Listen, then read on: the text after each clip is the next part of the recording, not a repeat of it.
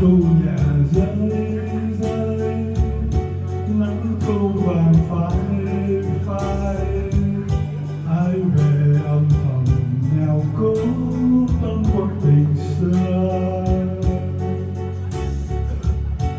Ru ru là mây bay, hiu hiu làn gió lay, ai ngắm theo mây miền quê vẫn vương. Từ đó ngàn dâu thương, nhìn xa tiếng chuông ngân, cổng chuông lấp lấp trong nắng vàng. Đợt sóng mờ xóa chỉ trong sương vắng, lá thu nhẹ rơi rơi, hồn ta thầm lắng tiếng chuông ban chiều.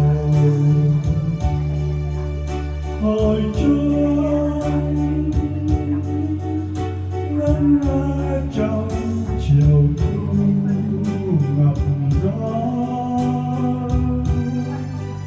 ngàn tiếng thiết tha êm đêm ru thu.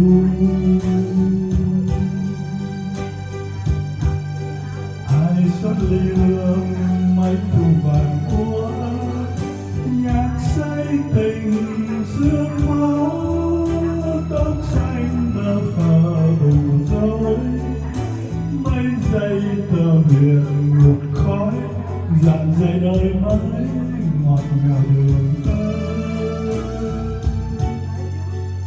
Hồi chuông ngân vang trong chiều thu gợi nhớ, ngày nào khi chiến tranh xong, hồi chuông vui réo muôn tiếng ngâm. Chúa réo là ước xưa, tình ta đã bao